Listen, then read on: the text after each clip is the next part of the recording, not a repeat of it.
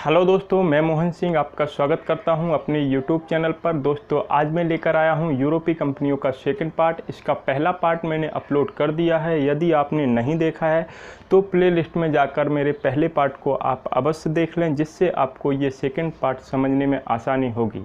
दोस्तों, इसका प्रारंभ होता है अंग्रेज़ों के आगमन से। चलते हैं दोस्तों, प्रारंभ करते हैं। ये हमारा सेकंड पार्ट है। सेकंड पार्ट है, इसका प्रारंभ अंग्रेज़ों के आगमन से होता है। दोस्तों, डचों के पश्चात भारत में अंग्रेज़ों के आगमन का सिलसिला प्रारंभ होता है। इनकी प्रारंभिक समुद्री यात्राएं इंडोनेशिया द्वीप समूह के विभिन्न द्वीपों के लिए होती हैं। इंडोनेशिया द्वीप समूह के विभिन्न द्वीपों पर मसालों का उत्पादन अधिक मात्रा में किया जाता था। इस वजह से इनका उद्देश्य था कि वहां जाकर मसालों के एक बड़े व्यापारिक क्षेत्र पर अपना आधिपत्य स्थापित करना। दोस्तों, 1599 ईस्वी में लंदन में कुछ व्यापारी एकत्रित होकर एक सभा का आयोजन करते हैं। इस सभा के अध्यक्ष रहते हैं लॉर्ड मेयर। लॉर्ड मेयर की अध्यक्षता में ये सभा संपन्न की जाती है। वहाँ उपस्थित व्यापारियों ने पूर्व के देशों के साथ व्यापार करने के उद्देश्य से एक कंपनी के गठन का प्रस्ताव रखा। कंपनी का उसमें नाम रखा गया governor and company of merchant of trading of London trading into the east Indies. दोस्तों, जैसा कि यहाँ मैंने लिखा हुआ है, governor and company of merchant of London trading into the east Indies, ये कंपनी का नाम रखा जाता है। उस समय कंपनी के अध्यक्ष थे लॉर्ड मेयर। इनकी अध्यक्षता में इस कंपनी का गठन किया जाता है दोस्तों। और इनकी जो प्रारंभिक यात्राएं रहती हैं इंडोनेशिया द्वीप समूह के विभिन्न द्वीपों यानी सुमात्रा, जावा, मलक्का द्वीपों के लिए होती हैं। और वहां पर मसाले का अधिक उत्पादन होने के वजह से इनकी वहां पहुंचने की इनके अंदर होड़ लगी हुई थी और एक व्यापार को संपन्न करना चाहते थे। दोस्तों, 1599 ईस्वी में ये कंपनी गठित हो जाती है। उसके बाद 31 दिसंबर 1600 ईस्वी को इंग्लैंड की महारानी हुआ करती थीं, जिनका नाम था एलिजाबेथ प्रथम। एलिजाबेथ प्रथम ने कंपनी को पूर्व के देशों के साथ व्यापार करने के उद्देश्य से 15 वर्षों के लिए एकाधिकार एक आज्ञा पत्र के द्वारा दे दिया। महारानी एलिजाबेथ ने 15 वर्षों के लिए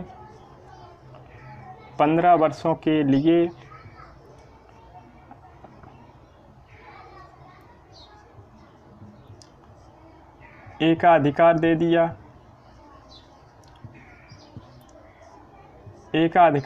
15 वर्षों के लिए किसको दे दिया? लंदन के व्यापारियों को। आप जाइए पूर्व के देशों में अपनी व्यापारिक गतिविधियों को अंजाम दीजिए। इस प्रकार जब एकाधिकार प्राप्त हो जाता है, उसके तत्पश्चात यहाँ दोस्तों मैं ये लगा दे रहा हूँ, इससे आप इसको जोड़ना। 1600 अंग्रेज कंपनी के जहाज़ में सवार होकर इंडोनेशिया के मसाला द्वीप पर पहुँचते हैं। मसाला द्वीप पर पहुंचकर वहां अपने व्यापार को प्रारंभ कर देते हैं। इंडोनेशिया के मसाला द्वीप पर पहुंचकर अपने व्यापार को प्रारंभ कर देते हैं। उस समय इनका व्यापार प्रारंभ हो जाता है, लेकिन ये व्यापार भारत में प्रारंभ नहीं होता। भारत में अभी तक कोई व्यापार प्रारंभ नहीं हुआ है। भारत में भी इन्हें व्यापार स्थापित करना है। उसी दौरान एक दोस्तों आपने पढ़ा होगा, कैप्टन जॉन हॉकिंस नाम के एक प्रथम अंग्रेज नागरिक हुआ करते थे, जो कि मुग़ल बादशाह जहांगीर के दरबार में पहुंचे थे। वही कैप्टन जॉन हॉकिंस सन 1608 ईस्वी में सूरत के बंदरगाह पर समुद्र के रास्ते होते हुए अपना प्रथम कदम रखते हैं, जो कि अंग्रेज नागरिक हैं, प्रथम अंग्रेज नागरिक हैं, भारत में अपना कदम रखते हैं। 1608 ईस्वी में कैप्टन जॉन हॉकिंस 1608 ईस्वी में सूरत के बंदरगाह पर कदम रखते हैं। ये व्यक्ति एक अधिक पढ़े लिखे और विभिन्न भाषाओं का ज्ञान रखने वाले व्यक्ति थे। उस समय ब्रिटिश सम्राट हुआ करते थे जेम्स प्रथम। इन्होंने कैप्टन जॉन हॉकिंस को अपना राजदूत बनाकर मुग़ल बादशाह जहांगीर के दरबार में फैक्ट्री खोलने की सिफारिश को लेकर भेजा। कैप्टन जॉन हॉकिंस अप्रैल 1609 ईस्वी को मुग़ल बादशाह जहांगीर के दरबार में पहुंचते हैं और सूरत में अपनी फैक्ट्री खोलने के लिए जहांगीर से अनुमति मांगते हैं और यह सारी चर्चाएं उन्होंने फ़ारसी भाषा में जहांगीर से की। प्रारंभ में जहांगीर उनको 1608 ईस्वी में फैक्ट्री खोलने की अनुमति दे देते हैं। सम्राट जेम्स प्रथम के राजदूत के रूप में कैप्टन जॉन हॉकिंस अप्रैल 1609 ईस्वी में जहांगीर के दरबार में पहुंचते हैं। जहांगीर इनको 1608 ईस्वी में सूरत में फैक्ट्री खोलने की अनुमति दे देते हैं, जो कि आप मैप में देख पा रहे हैं। ये लोकेशन है सूरत की।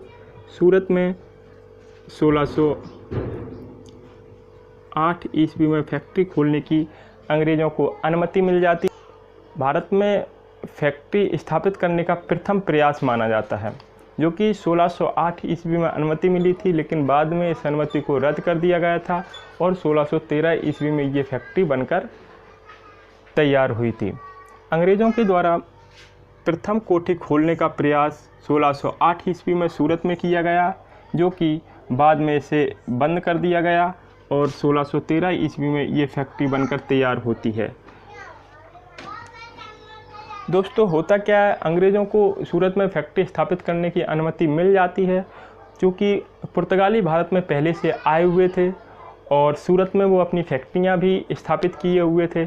पुर्तगालियों को इस बात की जानकारी मिली कि अंग्रेज़ सूरत में फैक्ट्री खोलने वाले हैं और उन्हें अनुमति दे दी गई है, तो पुर्तगालियों ने उनको फैक्ट्री न खोलने के लिए विरोध प्रदर्शन जारी कर दिया और साथ में वहाँ के स्थानीय सूरत के व्यापारियों को भी लिया और उन्होंने अंग्रेज़ों को फैक्ट्री न खोलने के लिए विरोध प्रारंभ कर दिया।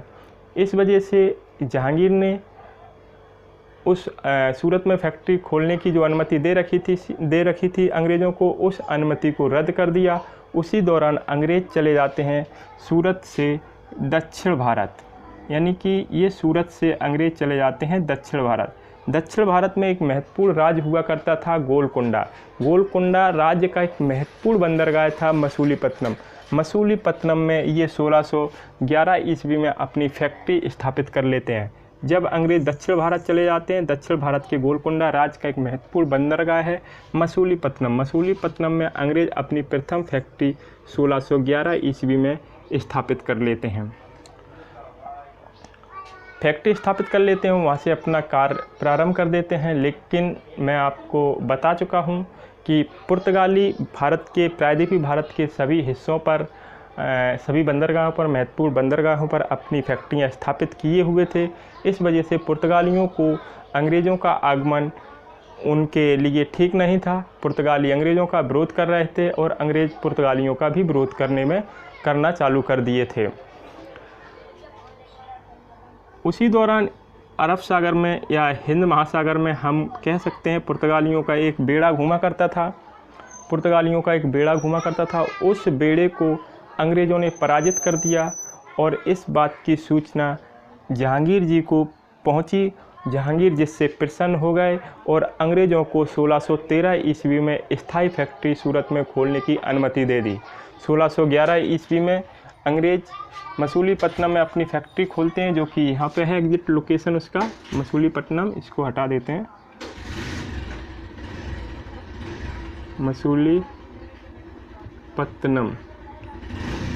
मसूलीपट्टनम में 1611 ईस्वी में अंग्रेज़ प्रथम फैक्ट्री खोलते हैं। दोस्तों, यहाँ पे आप समझ लेना, ये अंग्रेज़ों के द्वारा भारत में खोले जाने वाली प्रथम फैक्ट्री है। सूरत में ये 1608 ईस्वी में जो अनुमति मिली थी, ये प्रथम फैक्ट्री खोले जाने का प्रयास किया गया था भारत में, ना कि ये प्रथम फैक्ट्री खुली हुई थी। मसूलीपट्टनम में ये अपनी फैक्ट्री खोल लेते हैं। उसी दौरान पुर्तगालियों के एक बेड़े को अंग्रेज़ पराजित कर देते हैं, जिसकी सूचना जहांगीर महोदय को मिलती है। जहांगीर इस बात को सुनकर प्रसन्न होते हैं और सूरत में अंग्रेज़ों को 1613 ईस्वी में एक शाही फरमान जारी कर अंग्रेज़ों को सूरत में स्थायी फैक्ट्री खोलने की अनुमति दे देते हैं। इस प्रकार दोस्तों, ये फैक्ट्री 1608 ईस्वी में निर्माणाधीन थी। उस समय रोक लगा दी गई थी। ये फैक्ट्री फिर जाके 1613 ईस्वी में कंप्लीट होती है। ये फैक्ट्री 1613 ईस्वी में कंप्लीट होती है। चूँकि 1613 ईस्वी में ये जाके कंप्लीट होती है, तब इस पर कार्यभार प्रारंभ होता है, जबकि 1611 ईस्वी में मसूलीपट्टनम दक्षिण भारत में फैक्ट्री अंग्रेज पहले खोल लेते हैं। कुछ समय पश्चात इनका यहाँ भी विरोध होने लगता है। यहाँ विरोध होने लगता है तो यहाँ से ये डच बस्ती थी पुलिकट में, ये पुलिकट का लोकेशन है, पुलिकट के निकट एक अमरा गांव पड़ता था। पुलिकट में चूँकि 10 बस्तियां थीं, अमरा गांव में ये आकर 1629 ईस्वी में अपनी फैक्ट्री, यहाँ पर अन्न फैक्ट्री स्थापित कर लेते हैं 1629 ईस्वी में। पुलिकट के अमरा गांव में लिख दे रहा हूँ, अमरा गांव में ये 1629 ईस्वी में एक अन्न फैक्ट्री स्थापित कर लेते हैं। दोस्तों, इस प्रकार इनकी फैक्ट्रियों की स्थापना का सिलसिला जारी रहता है। उसी दौरान 1615 ईस्वी में ब्रिटिश सम्राट जेम्स प्रथम एक दूसरे अंग्रेज नागरिक को जहांगीर के दरबार में कुछ मांगों के साथ भेजते हैं, जिनका नाम था सर टॉमस रो। 1615 ईस्वी में सर टॉमस रो को सम्राट जेम्स प्रथम अपने राजदूत के रूप में जहांगीर के दरबार में भेजते हैं, जिनका नाम था सर टॉमस रो। जहांगीर के दरबार में पहुंचने वाले दूसरे नागरिक माने जाते हैं सर टॉमस रो, जो कि 1615 ईस्वी में गए। कैप्टन जॉन हॉकिंस 1609 ईस्वी में जहांगीर के दरबार में पहुंचते हैं, जो कि प्रथम अंग्रेज नागरिक हैं। सर टॉमस रो 1615 ईस्वी में जहांगीर के दरबार में पहुंचते हैं, जो कि दूसरे नागरिक हैं। अब दोस्तों होता क्या है कि बंगाल ये एरिया, उस समय ये बांग्लादेश जो आज पृथक बांग्लादेश है, बांग्लादेश ये सम्मिलित था और इस एरिया को पूरा पश्चिम बंगाल, जो कि आज हमारा एक राज्य है, पश्चिम बंगाल भी इस बांग्लादेश के अंतर्गत आता था। और ये बांग्लादेश भारत सब कंबाइंड था उस समय। तो उस समय क्या था कि यहाँ पर जो शासन व्यवस्था थी, उस शासन व्यवस्था का एक अलग राजा हुआ करता था। उस समय बंगाल के शासक थे शाह शुजा महोदय, शाह शुजा। इन्होंने भारत की गुलामी में महत्वपूर्ण भूमिका निभाई, भारत को गुलाम करवाने में महत्वपूर्ण भूमिका इन्होंने निभाई। हो सकता है परिस्थितियों के अनुसार उस समय ये ठीक हूँ, लेकिन इन्होंने जो कार्य किया वो आज इतिहास में चिन्हित है, जिसे आज भारत की गुलामी का कारण माना जाता है। समय था 1651 ईस्वी का। 1651 ईस्वी में इन्होंने क्योंकि ये शाह शुजा बंगाल के शासक थे, 1651 ईस्वी में इन्होंने अंग्रेज़ों को संपूर्ण बंगाल में मुक्त व्यापार करने की छूट दे दी, जिसे प्रथम निशान माना जाता है। 1651 ईस्वी में इन्होंने संपूर्ण बंगाल में अंग्रेज़ों को मुक्त व्यापार की छूट दे दी।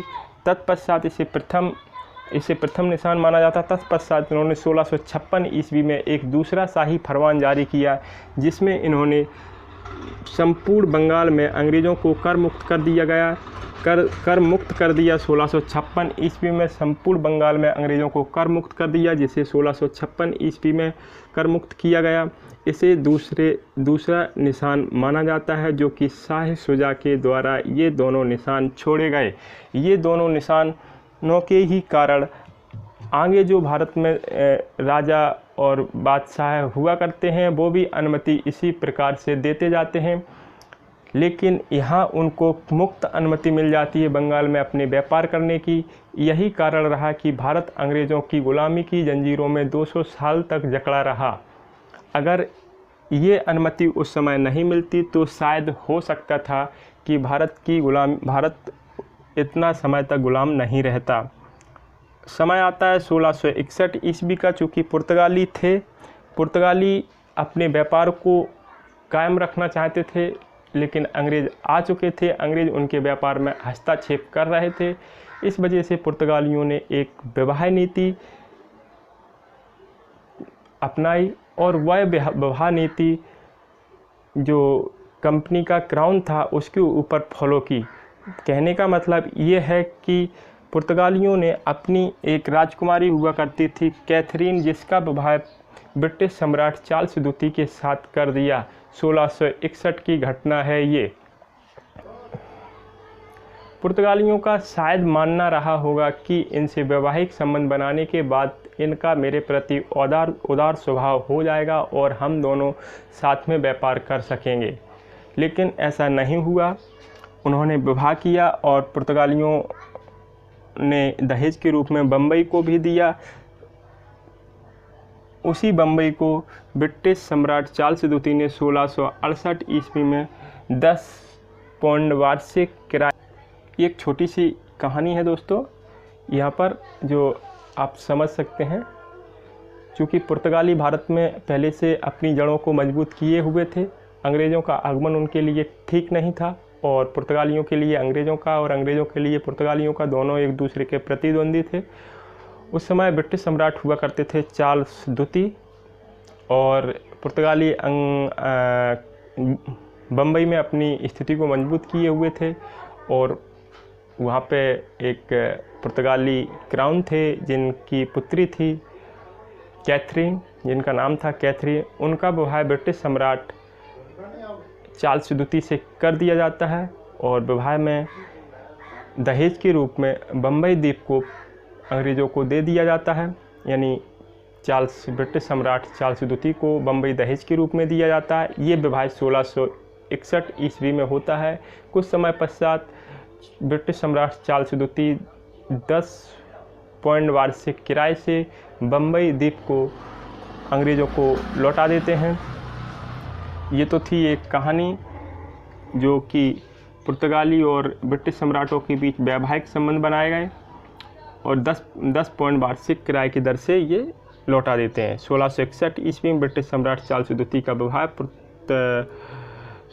विवाह पुर्तगाली की राजकुमारी कैथरीन से होता है। 1668 ईस्वी में बम्बई को 10 पौंड वार्षिक किराए की दर से कंपनी को लौटा दिया जाता है। समय आता है 1658 ईस्वी का, 1698 ईस्वी का, 1698 ईस्वी का समय आता है। अंग्रेज बंगाल के कुछ पूर्वी भारत के कुछ क्षेत्र में कुछ जमींदारों से कुछ गांव खरीद लेते हैं, जिन गांव का नाम था सूतानुती, कालीघाट, गोविंदपुर। ये 3 गांव अंग्रेज 1200 रुपये देकर ज़मींदारों से खरीद लेते हैं और इन तीनों गांवों पर अपनी कोठियां बनाना प्रारंभ कर देते हैं। 1698 ईस्वी में समय आता है 1698 ईस्वी का। 3 गांव सूतानुती, कालीघाट, गोविंदपुर, जो कि पूर्वी भारत के वर्तमान में कलकत्ता क्षेत्र की ज़मींदारियाँ हुआ करती थी, छोटे छोटे ज़मींदार थे, उनसे ये 3 गांव अंग्रेज 1200 रुपये देकर खरीद लेते हैं और इन तीनों गांव में अपनी फैक्ट्रियां स्थापित करना प्रारंभ कर देते हैं। दोस्तों यहाँ पर ये फोर्ट विलियम किले का निर्माण करवाते हैं, जो कि ये कलकत्ता का एरिया आप देख पा रहे हैं। ये कलकत्ता का एरिया है, यहाँ पर ये फोर्ट विलियम किले का निर्माण करवाते हैं। फोर्ट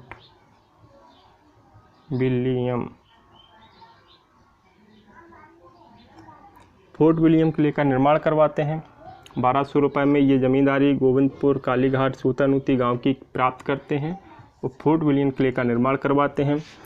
यह फोर्ट विलियम किला, जो कि इतिहास में एक महत्वपूर्ण किले के नाम से उसे जाना जाता है, अंग्रेज़ों के द्वारा बनवाया गया। यह किला सम्राटों के सम्मान, व्यापारियों के प्रतिष्ठान का प्रमुख केंद्र रहा। कुछ समय बाद सन 1700 ईस्वी में इसे प्रथम प्रेसिडेंसी नगर घोषित किया गया। ब्रिटिश सम्राट, पुर्तगाली सम्राट और बहुत सारे सम्राट, विशेषकर ब्रिटिश सम्राट ये फोर्ट विलियम किले में आते थे और अपनी नीतियां बनाते थे। तो ये ब्रिटिशों के सम्राटों के सम्मान और व्यापारियों के प्रतिष्ठान का प्रमुख केंद्र बन चुका था। 1700 ईस्वी में से प्रथम प्रेसिडेंसी नगर घोषित किया गया है। यही वो किला है, यही वो एरिया है जो कालांतर में कलकत्ता नगर के नाम से जाना जाता है। आज जिसे हम कलकत्ता कहते हैं, वही प्रेसिडेंसी नगर है, जो कि सूतानुती, गोविंदपुर की ज़मींदारी लेके एक नगर बसाया गया था अंग्रेज़ों के द्वारा। दोस्तों, कलकत्ता ब्रिटिश भारत की राजधानी रहा। 1774 ईस्वी से 1911 ईस्वी तक ब्रिटिश शासनकाल में भारत की राजधानी हुआ करता था कलकत्ता, जो कि मैंने लिखा हुआ है। यही कालांतर में कलकत्ता नगर कहलाया, जो 1774 से 1911 ईस्वी तक ब्रिटिश भारत की राजधानी हुआ करता था। दोस्तों, एक और घटना घटती है यहीं फोर्ट विलियम किले से। फोर्ट विलियम किले से सर जॉन शरमन नाम से एक अंग्रेज हुआ करते थे, जिनकी अध्यक्षता में एक दूत मंडल कलकत्ता से मुग़ल बादशाह फर्रुखसियर के यहाँ भेजा जाता है, जो कि प्रारंभ से इन्हें जो कंपनियों को अधिकार दिए गए थे, कंपनियों को व्यापार करने के जो उन्हें अधिकार दिए गए थे, उन अधिकारों को यथासंभव बना रहने के लिए और अतिरिक्त अधिकार प्राप्त करने के लिए 1715 ईस्वी में सर जॉन शरमन की अध्यक्षता में 1715 ईस्वी में एक दूत मंडल कलकत्ता से फर्रुखसियर के यहाँ भेजा जाता है। उस समय फर्रुखसियर बादशाह थे। फर्रुखसियर एक भयानक बीमारी से जूझ रहे थे। दूत मंडल में एक डॉक्टर था जिसका नाम था डॉक्टर हैमिल्टन। इसने फर्रुखसियर की उस भयानक बीमारी से छुटकारा दिलाया, जिससे फर्रुखसियर अंग्रेज़ों से प्रसन्न हो गया और उसने अंग्रेज़ों को बहुत सारे अधिकार दे दिए, जो कि 1717 ईस्वी में फर्रुखसियर ने एक शाही फरमान जारी किया। यह शाही फरमान अंग्रेज़ों को भारत में पूर्णतः सभी प्रकार के रास्ते व्यापार करने के लिए खोल देता है, जिसे 1717 ईस्वी में फर्रुखसियर के द्वारा जारी किए अधिकार पत्र को, फर्रुखसियर के द्वारा जारी किया गया शाही फरमान को अंग्रेज़ों का मैग्ना कार्टा यानी कंपनी का मैग्ना कार्टा या अधिकार पत्र कहा जाता है। इस अधिकार पत्र के अंतर्गत 3000 रुपये